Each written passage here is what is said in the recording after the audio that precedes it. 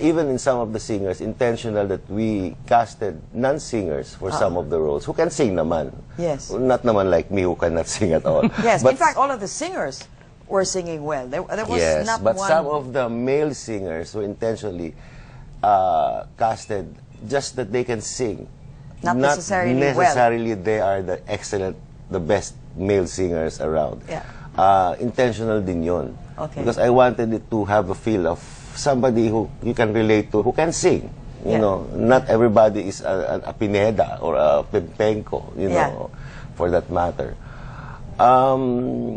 So parang there were so many elements that we tried. Of course, may limitation din kami. We cannot get 250 dancers from the Juilliard. No? Yes. And even Douglas, with his power, does not have 250 dancers. The best we could do was really to integrate real people dancing. And I said, mas masaya yan for me. Yeah. And, you know what it reminds me of? Remember when Fiddler on the Roof was made into a musical, into a film?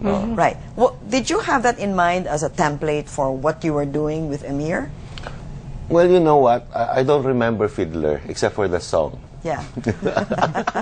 Well, it was the Broadway musical set to film.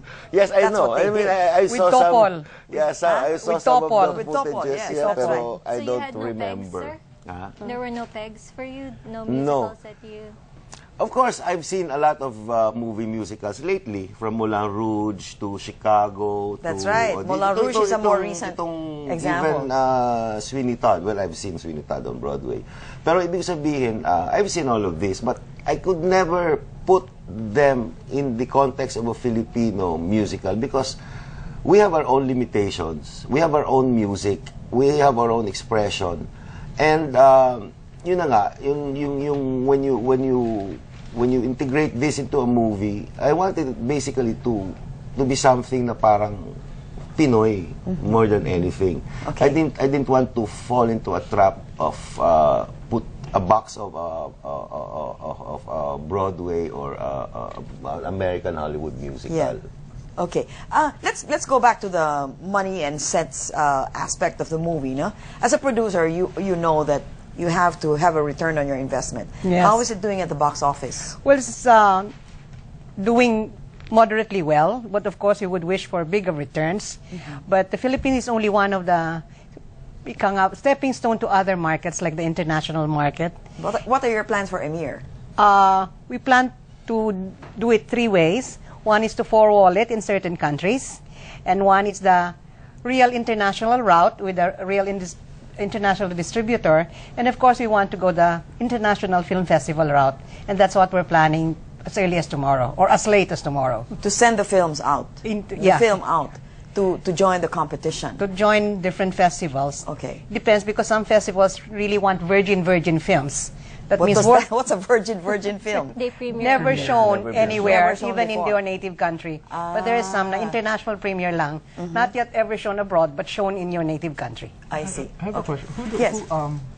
Where do the box office returns go? Good question, receives the Phil. money?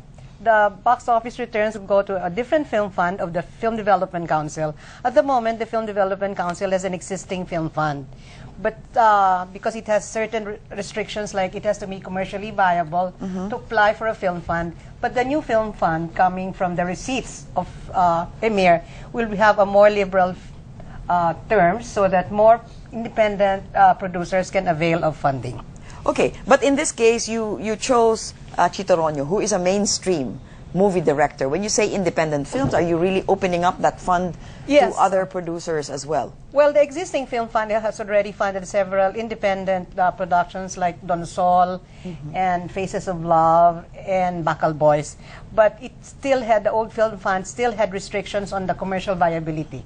Ika nga, it has to be commercially viable and together with other requirements. But in the new film fund, coming from the funds of Emir, we will have more liberal terms, ika nga, when the producers, whether independent or mainstream, will apply. Okay. Well then, when we return, we'll be talking about the story itself, nannies and caregivers, and how their stories are told on film. That's next on Media in Focus. Stay with us.